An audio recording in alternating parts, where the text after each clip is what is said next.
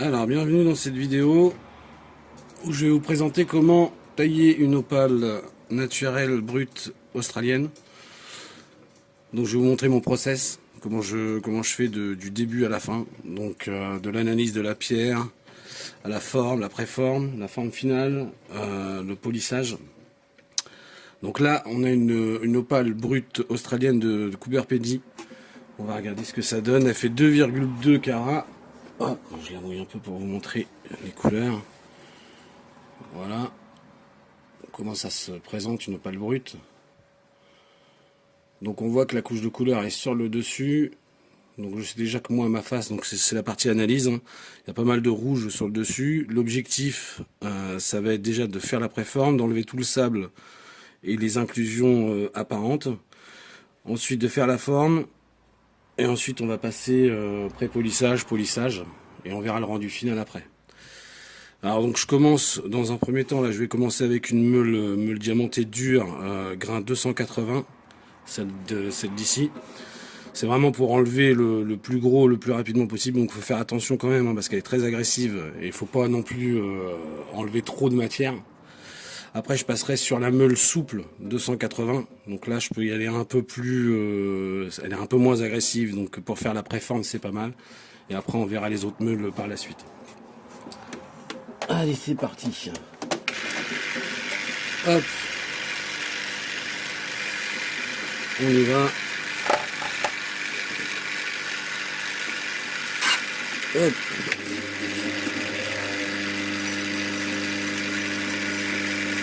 Voilà, donc là l'objectif c'est vraiment d'enlever, ça va pas durer longtemps, hein. J'enlève le plus gros, je fais bien attention de pas trop forcer pour pas perdre trop de matière.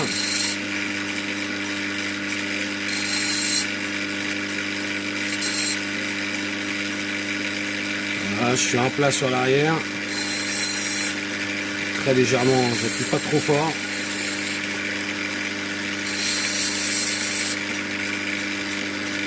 Voilà, on a une opale quand même qui est plutôt propre déjà à la base, hein, donc il n'y a pas grand chose à faire.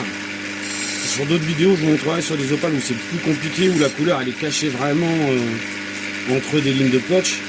Là, c'est plus compliqué. Voilà, je m'arrête là, hein, parce qu'il n'y a pas grand chose à enlever dessus. Et si je force trop, je vais enlever trop de couleur. On va passer sur la 280 souple. Voilà. Là, je vais préformer déjà l'opale. Donc là, on voit déjà, on sait déjà qu'on va essayer de faire une forme ovale. Le but du jeu, c'est de perdre le moins de matière possible et d'avoir un rendu cohérent, quoi. Une forme standard. Je sais pas si vous voyez les couleurs, c'est pas évident avec la lumière. Mais il y a beaucoup de rouge, il y a du vert, du rose. Plutôt une belle opale, hein.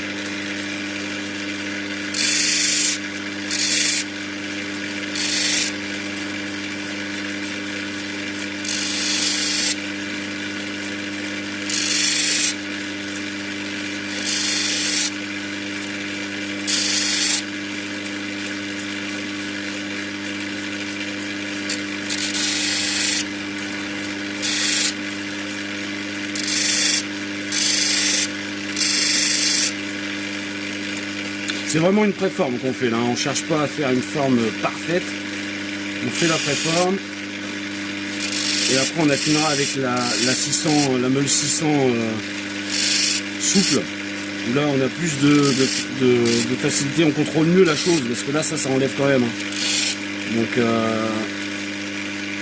on fera vraiment la forme définitive avec la 600. Donc généralement je passe beaucoup plus de temps La meule avec laquelle je passe le plus de temps, c'est la 600. Parce que je suis vraiment dans le contrôle avec. Je vais aller chercher les meilleures couleurs. Je vais faire la forme idéale.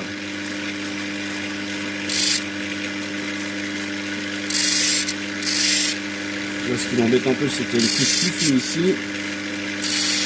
Des fois, donc faut pas se poser la question, hein, si le but du jeu c'est vraiment d'avoir quand même une forme parfaite. Hein. Au début, quand je commençais à tailler les opales, moi ce que je voulais c'était garder le plus de couleurs possible. Ce qui faisait que ouais, j'avais des opales plus grosses, c'est vrai, mais j'avais des opales qui étaient en forme libre. C'est pas forcément l'idéal, hein. Surtout si c'est pour revendre, pour monter sur bijoux. L'idéal c'est vraiment d'avoir des formes conventionnelles, hein, du ovale, du rond. C'est ce qui est le plus classique et c'est ce qui va se vendre le mieux. Et puis même en termes de rendu, je trouve que c'est plus joli. Vous voyez déjà que l'opale elle a diminué quand même assez fortement en termes de taille. Mais il ne faut pas s'inquiéter, c'est normal. Vous verrez sur le rendu final ce que ça donne. Donc là on sait déjà que c'est une opale qui peut être qui pourra soit être montée en bague, du sa taille, soit en pendentif, en un petit pendentif. C'est aussi ce qui est important, hein, c'est la polyvalence de l'opale que vous faites, que vous taillez, qu'elle puisse être montée sur différents supports. Là c'est surtout le rouge, il y a un rouge impressionnant. Alors, on ne voit pas forcément avec la lumière, je vous montrerai bien après avec une meilleure lumière. Si je fais ça, est-ce qu'on voit mieux? On voit pas forcément mieux. Moi je le vois en tout cas, et vous verrez après. Hop, si je mets un peu plus de lumière. On va surtout, en vidéo, c'est surtout le vert qui va ressortir. C'est plus difficile de faire ressortir le rouge sur les vidéos. Mais vous allez voir sur au final, en prenant une vidéo dans de bonnes conditions, vous allez voir que c'est impressionnant. Donc là, j'estime que à la main, j'en ai fini avec cette meule là. Ce que je vais faire, vous voyez que c'est plus compliqué. Comme l'opale est plus petite, c'est plus compliqué à maîtriser les gestes à la main, directement sur la meule. Donc ce que je vais faire, c'est que je vais sticker l'opale, c'est-à-dire que je vais la monter sur bâton. Ouais, sur un bâton. Voilà, un bâton comme ça. Et je vais coller à l'arrière de l'opale. Voilà, je vais coller l'opale sur le bâton pour avoir plus de facilité à la travailler. Donc je fais ça, je la colle. Je ne montre pas le processus, hein, c'est pas indispensable. Je la colle et je reviens vers vous, on passera sur la 600 avec l'opale posée sur le stick. A tout de suite. Bon, alors voilà, c'est reparti. Donc du coup, j'ai stické l'opale, voilà, à la glu sur un bâton. J'en ai profité pour changer un peu la lumière, on la voit ici. De toute façon, est-ce que vous voyez un peu mieux les couleurs? C'est encore pas idéal. Hop, mais vous allez voir, quand je vais mouiller l'opale, hop, on va peut-être mieux voir.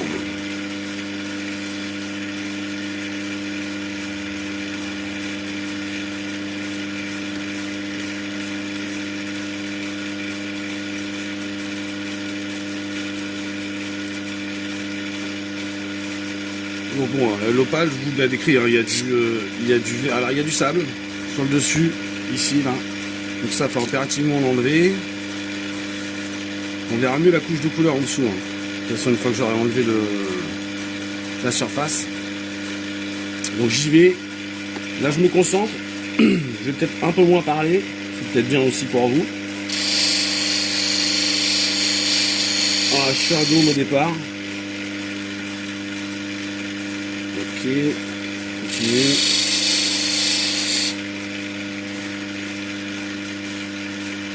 Alors si je zoome un peu plus, ce que ça donne. Ok. Est-ce que vous voyez? Ouais, c'est mieux comme ça. Alors on y va.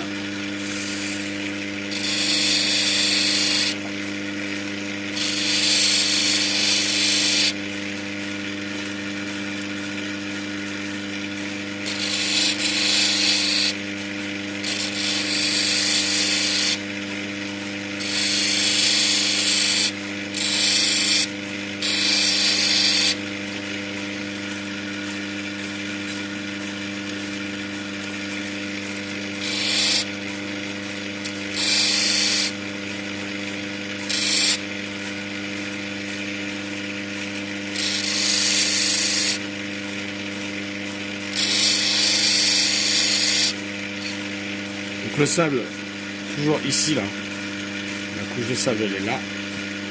Ça faut que je l'enlève. C'est la priorité.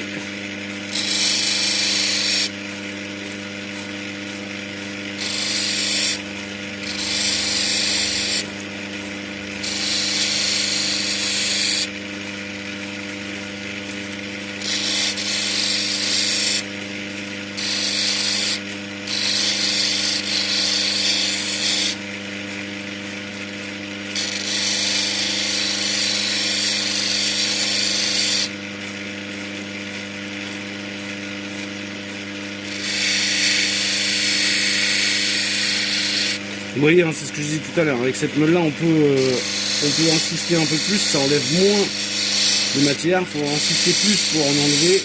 Et ça permet de mieux contrôler ce qu'on fait. Alors certes, ça fait passer plus de temps dessus. Je préfère passer plus de temps sur une meule et avoir un résultat nickel, quoi, sans enlever trop de matière.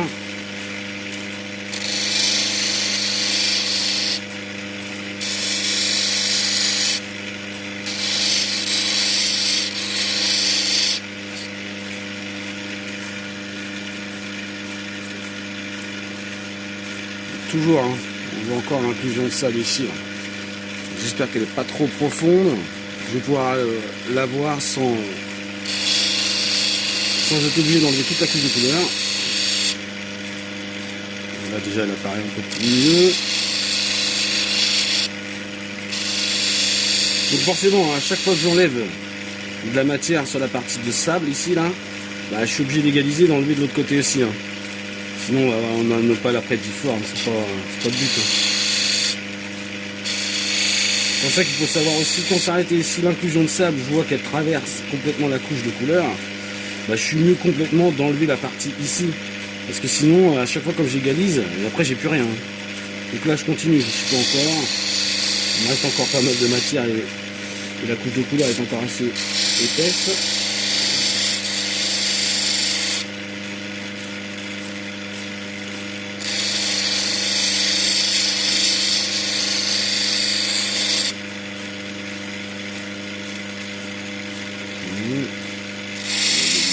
Ici.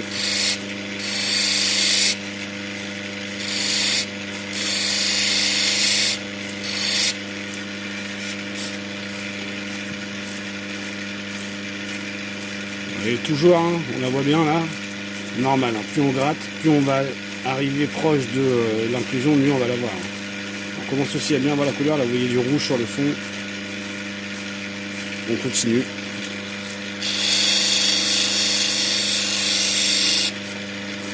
Vous voyez aussi que la forme commence à être plutôt correcte, c'est pas encore ça, hein, on n'est pas encore sur le résultat final. D'abord j'enlève l'inclusion, ensuite je m'occupe de la forme finale.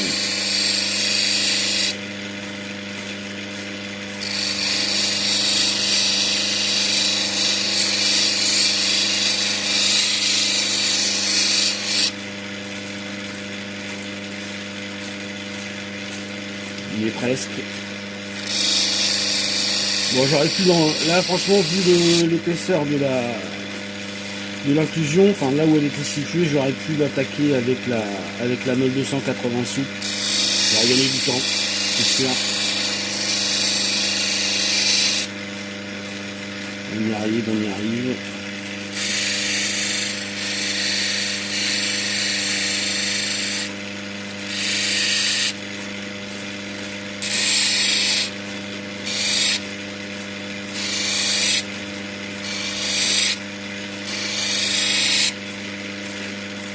La forme là, il faut que j'enlève un petit peu ici, légaliser.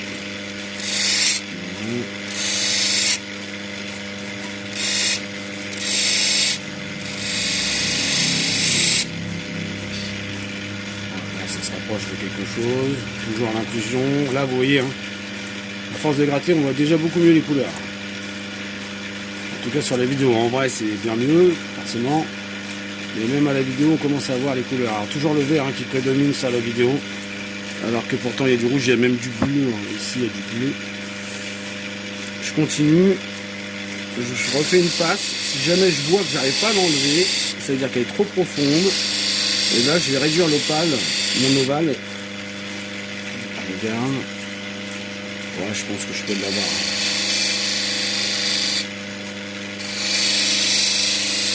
Dans un dôme. Voilà. Toujours là.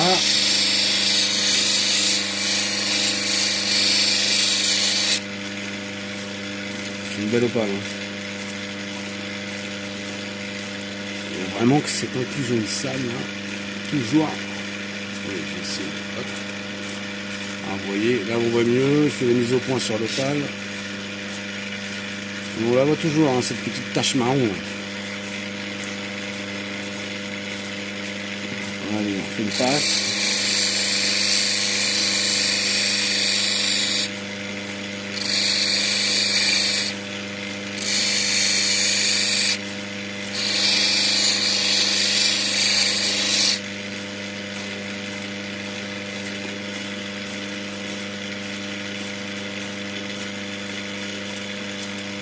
Toujours là.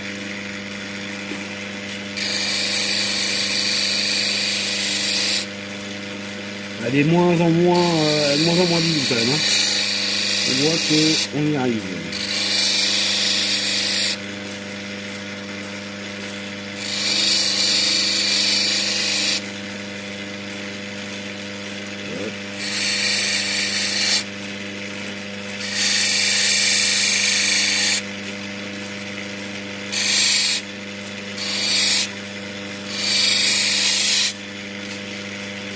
Je vous l'avais dit, hein, c'est l'étape la plus longue, c'est là où je passe le plus de temps, c'est sur cette nœud là. Hop, mise au point.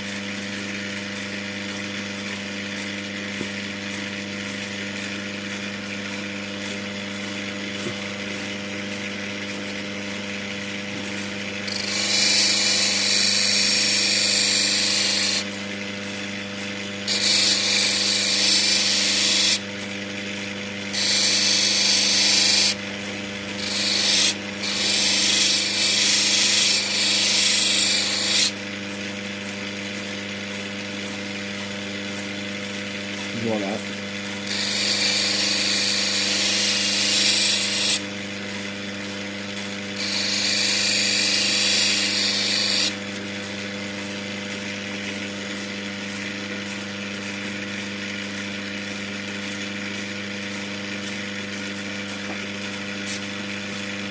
ça y est, hein, j'arrive à bout. Hein. Il y a quand même une tâche. Je me demande si ça rejoint pas le dessous de l'opale.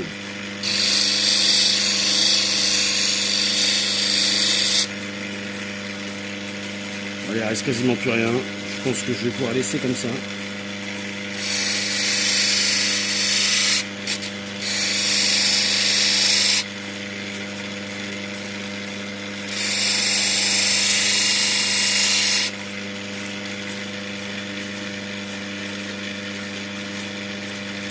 La forme me convient. De toute façon, la forme finale, ce sera l'étape quand j'aurai déstiqué l'opale. Enfin, quand j'aurai enlevé l'opale du bâton, que je ferai la forme définitive. Ah, j'ai une belle couche. Je pense que je vais encore gratter un peu sur le dessus parce qu'il y a une couche de couleur en dessous qui est plus vive.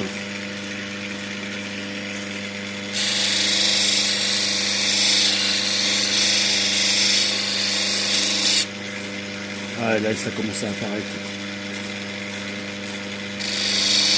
Voilà, ici, il y a une couche de rouge. Donc,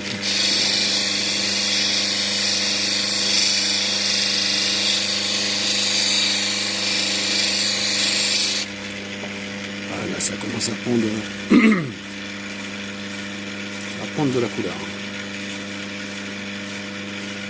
Sur la vidéo, on voit beaucoup de vert, mais il y a du rouge. Hein, il y a du rouge partout. On va le voir hein, sur la vidéo finale que je ferai après une fois que ce sera terminé. Vous allez voir, c'est beaucoup de rouge.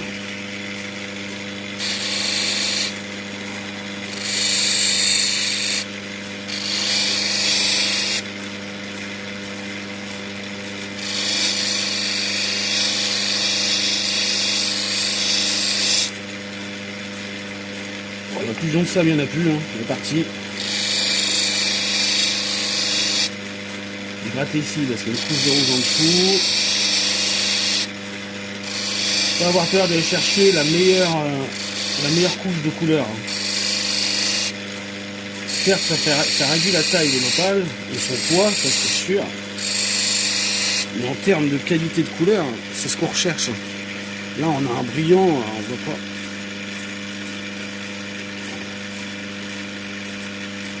Voilà, là, on voit déjà mieux.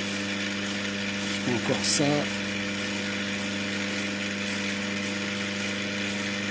Et là, ça ressemble comme déjà plus à quelque chose. Et il y a encore un petit voile blanc là, sur la surface du dessus. On va continuer à gratter.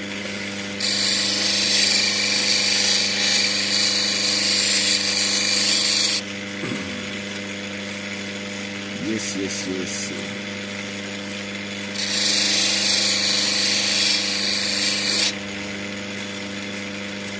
Pas du tout. À l'arrière, il y a du rouge. Je peux gratter encore un petit peu.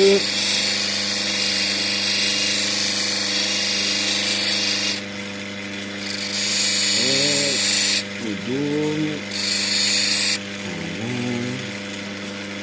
Voilà, je pense que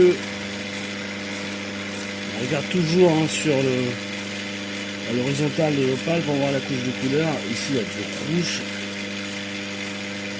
Je vais peut-être encore aller chercher un peu. On continue.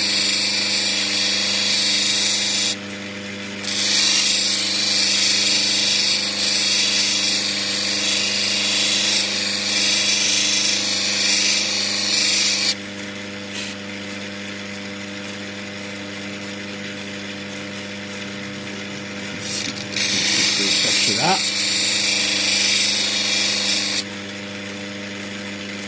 Hop. Ouais, là je vais m'arrêter là. Je finis la forme.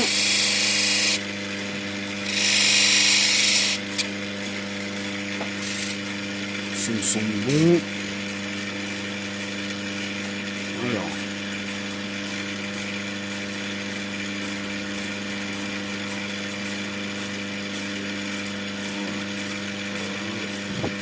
Donc bon, l'étape là est terminée sur la meule, sur la 600.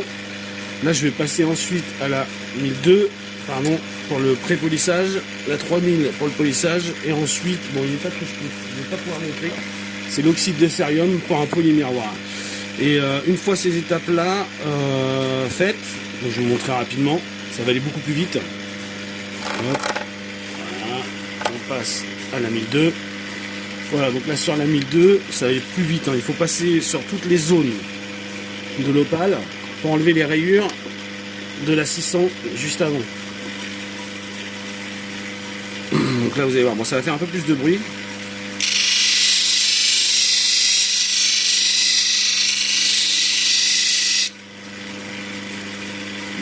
Ici c'est mieux.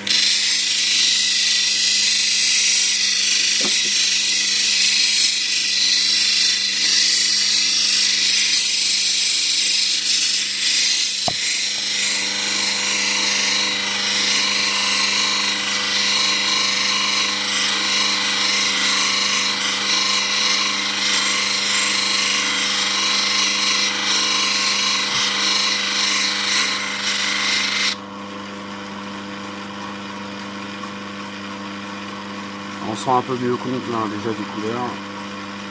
Vous voyez ici. Bon, après c'est le vert à chaque fois qui domine hein, sur la vidéo. Mais vous allez voir à la fin.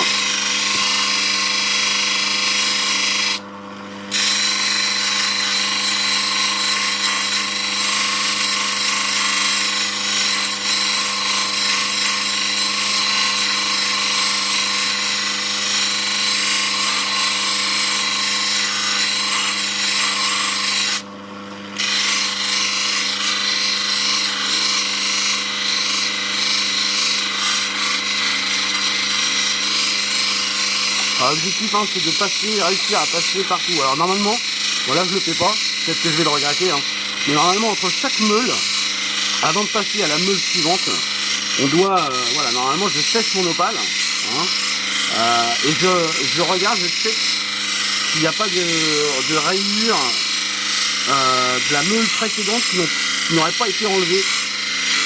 Donc là, en fait, avant de passer à la meule, celle-ci-là, sur laquelle je suis là, 1200, j'aurais dû regarder que les rayures, les trous, etc. de la meule 280 du départ ont bien été enlevés par la 600.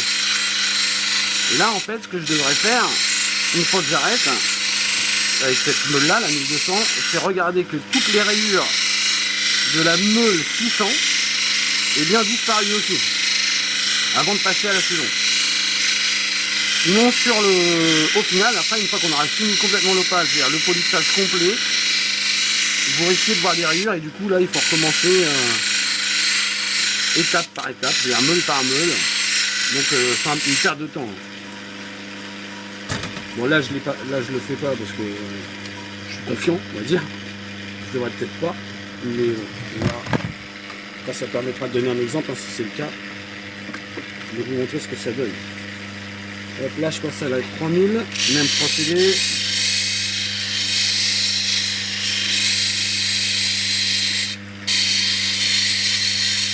Objectif donc du coup enlever les rayures de la meule précédente, donc de la 1200. Pour passer derrière, donc là après la 3000 normalement les rayures, enfin on n'en voit plus. À l'œil nu, il n'y a plus de rayures. Et ensuite on passe au polissage miroir, au polymiroir avec l'oxyde de cérium et à la Dremel avec un feutre, un petit rouleau de feutre sur la Dremel, oxyde de cérium et on passe sur l'opale. Donc une fois que j'aurai fait ça, je vous le montre pas, c'est bon, c'est sur un autre dispositif. Et là mon dispositif il est sur les meules. Mais une fois que j'ai fait ça, j'enlève l'opale du bâton, je la nettoie, et ensuite j'attaque le dessous de l'opale. Donc là c'est beaucoup plus rapide, hein. C'est là où je fais vraiment la forme définitive de l'opale, par le dessous. Je passe rapidement sur la 280, pour enlever les marques de colle déjà, hein. Ensuite aplanir l'opale, et puis je polis quand même un petit peu, mais pas jusqu'à l'oxyde de cérium, hein. Je polis jusqu'à la 3000, le dessous de l'opale. Donc ça on va le voir. Voilà, là j'ai fini, je suis bien passé partout. De toute façon je le verrai une fois l'oxyde de cérium fait, si j'ai oublié les parties. Voyez, hein, là on voit déjà bien les couleurs. Donc là c'est que l'opale, là c'est que l'opale elle est, là on arrive en phase de polissage, hein, on est fini. Il n'y a plus qu'à passer un coup de cérium dessus pour vraiment avoir le rendu miroir et rajouter de la brillance à l'opale. Et ensuite on fera la forme définitive. Donc je vous retrouve pour la forme définitive une fois que j'ai passé l'oxyde de cérium. Alors, me revoilà. Donc là j'ai passé l'opale à l'oxyde de cérium, vous voyez, donc je l'ai aussi enlevé du stitch. Hein. Hop, là il me restera l'arrière à faire. Alors je sais pas si on voit un peu le résultat. Bon, de toute façon l'opale est encore mouillée là, donc le résultat vraiment final du poli on le verra une fois que j'aurai séché l'opale. Donc là on va s'attaquer à la forme finale de l'opale. Donc je passe d'abord le dessous à la meule, vous voyez, pour égaliser, vous voyez qu'il y a encore une belle croûte. Donc là pour ce faire, je retourne au départ. Voilà. Sur la hop, les points, tac. Donc là je retourne sur la 280 en meule dure, donc là très rapide, hein, parce que ça enlève beaucoup de matière. C'est vraiment juste pour nettoyer. Hop, tac. Voilà. Un peu d'eau. Voilà. Rapidement. Pas trop fort, j'appuie pas trop surtout. Voilà, ça c'est bon. Ici c'est bon. Ensuite, désolé pour les vibrations.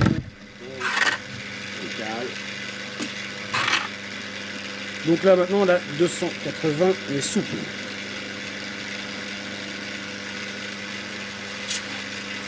C'est bien, c'est bon, on y va. Hop. Rapidement, hein. voyez, hein, l'opale elle est beaucoup plus fine qu'au départ, c'est normal, pas d'inquiétude. Ensuite là, je change, on repasse sur la... Ouf, la 600. Hop, la 600, on voit, c'est bon. Donc là, pareil, je passe sur le dessous, mais en plus, ok, je passe sur le dessous, mais en plus, alors moi je sais pas si sur la vidéo vous allez voir,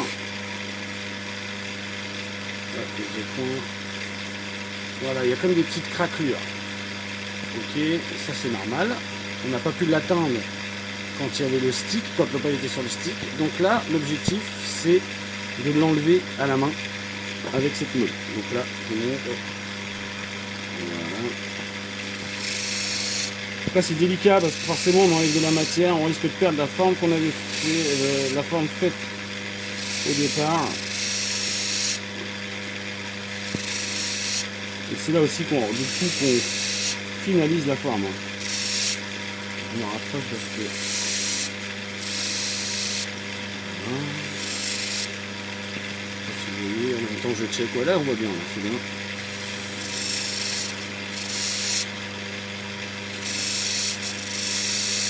Vous voyez bien les couleurs en plus, hein. C'est mieux déjà. Bon, c'est ma deuxième vidéo, hein. Donc m'en voulez pas pour la qualité. J'essaierai de m'améliorer hein, au niveau de la lumière, pour le rendu des couleurs. Mais là, vous voyez, on voit bien mieux les couleurs. Le problème, c'est difficile de checker ce qui se passe sur le téléphone et ce que je fais en vrai, quoi. Parce que en fait, si vous voulez, je taille pas en regardant le téléphone. Je regarde ce que je fais en live. Donc, bon, il va falloir que on reste là-dessus pour faire des vidéos de bonne qualité. Voilà.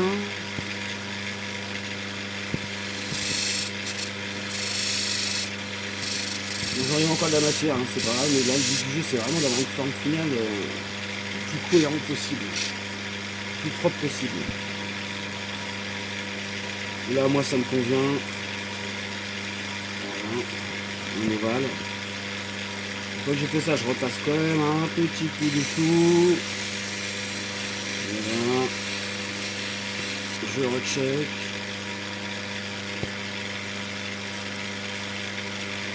Ouais, c'est propre. Et bien maintenant, hop, on passe à la l'huile bleue. Pardon pour les vibrations. Tac, l'huile bleue. Un peu d'eau. Même chose, donc le dessous.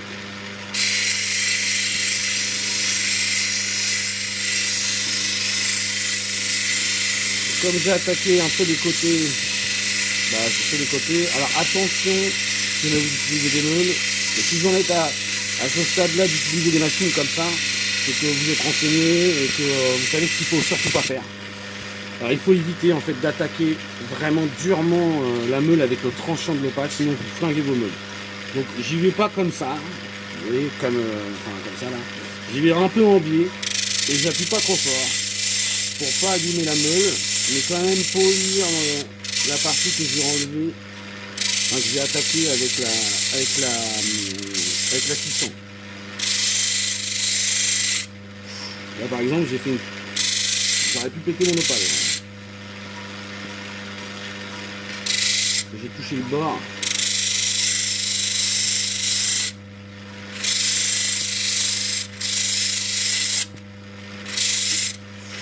Et ben là je l'ai pété. Enfin, je l'ai pété un peu.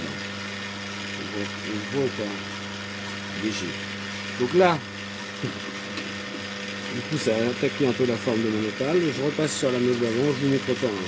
Je reste la vidéo sur la 1006, sur la 1002.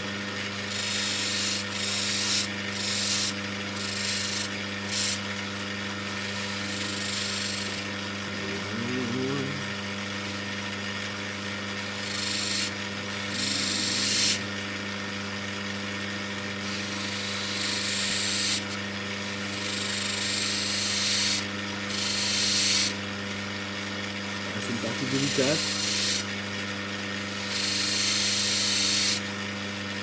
Alors il y en a qui procèdent différemment. Hein, de toute façon, chacun sa technique. Moi, je procède comme ça. Je préfère. Je trouve que c'est plus simple. Il y en a qui font le dessous avant le dessous. Qui stick aussi l'opale du côté face, du côté visible. Ils stick, donc ils mettent sur le bateau. Et ils font le dôme et la forme de l'arrière de l'opale avec le stick. Je n'ai jamais essayé, je vous dirais. C'est-à-dire qu'il faut repasser sur le dessus après pour enlever les marques du stick. Donc moi je fais comme ça. Bon là je fais un truc que je devrais pas faire, mais je vais le faire. Je vais pas le faire tout à l'heure, moi je le fais. Mais sans appuyer trop fort.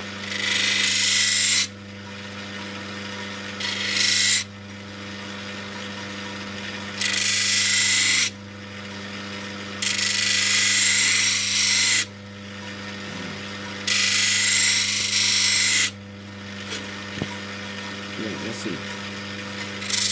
J'essaie de ne pas me faire avoir comme tout à l'heure. J'ai pété l'opale.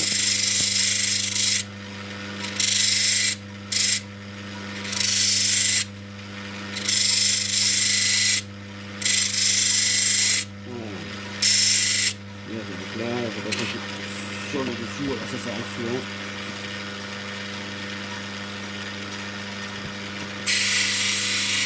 Voilà. Et ensuite, dernière étape, donc là, ça va être rapide. Tout ça, c'est pas là, ce que je fais là, avec la vidéo et la prise, c'est pas obligatoire. C'est l'arrière de l'opale, on n'est pas obligé d'avoir un poli parfait. Vous voyez quand même l'opale. Moi, je le fais. Mais c'est pas forcément obligatoire, c'est pas une partie, quand c'est certi qu'on va forcément voir.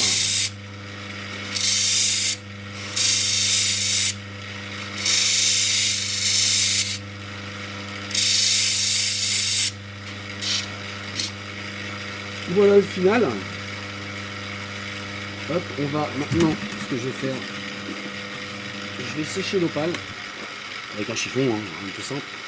Et puis on va se mettre en condition pour poser l'opale. On a dit qu'au début elle faisait 2,235 carats. On va voir combien elle fait maintenant, une fois qu'elle a été taillée et polie.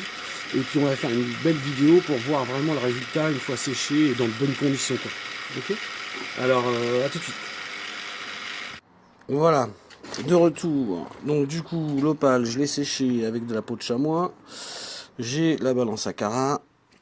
Hop, on va regarder déjà l'opale, ce que ça donne.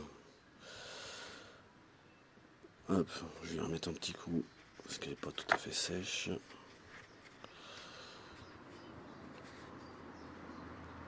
Voilà, on va dire que c'est bon. Hop, mise au point. Voilà. Bon, vous voyez.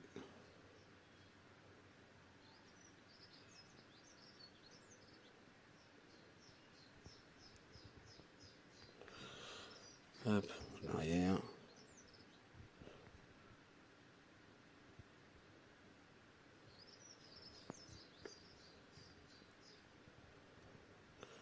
C'est pas évident parce que là je tiens le téléphone avec la main. Je sais pas le support. Si je zoome, ça donne quoi?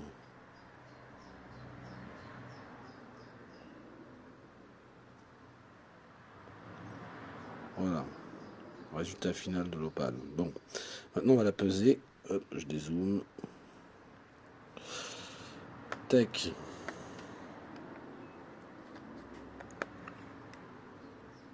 Tac, tac, tac, tac.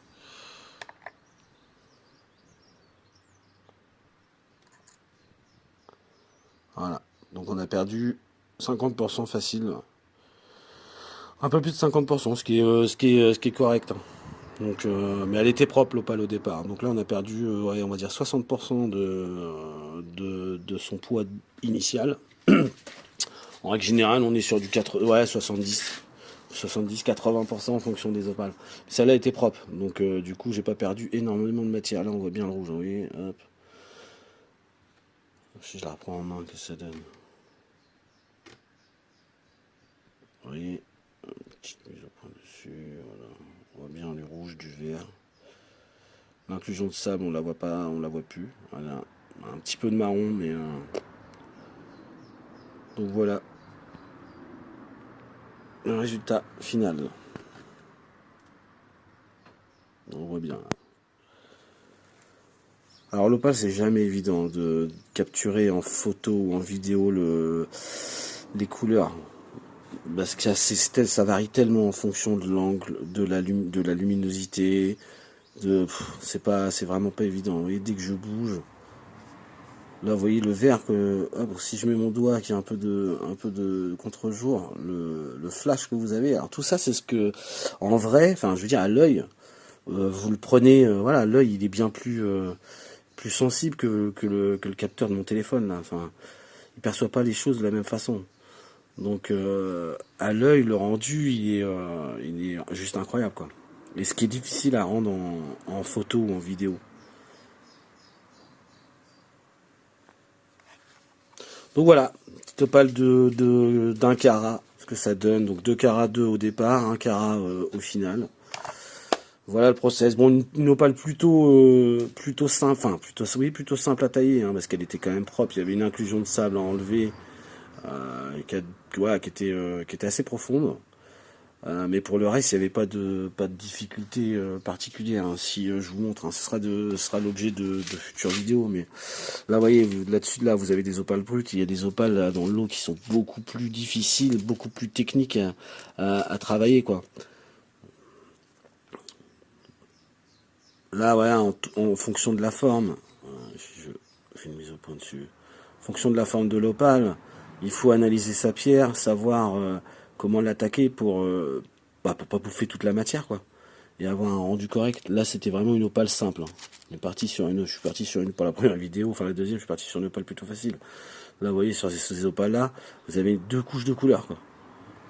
Qu'est-ce que je vais aller chercher comme couche de couleur? Ça demande une partie analyse, faut s'arrêter, ça demande beaucoup plus de temps, quoi. Ouais, vous voyez comme c'est joli là, rouge vert, mais il y a une autre couche au-dessus. Vous avez une couche là au-dessus là, ici, et pour atteindre la couche du dessous, faut enlever la première couche. Mais est-ce que la couche du dessous en vaut vraiment la peine? Donc je vais me passer de la couche du dessus pour atteindre le dessous, puis en fait je vais être déçu. Enfin, c'est par expérience, on sait si ça vaut le coup ou pas. Mais ça demande plus de temps. Voilà, bon après, voilà, vous voyez ce qu'il y a des vidéos à faire, hein. Voilà, à bientôt.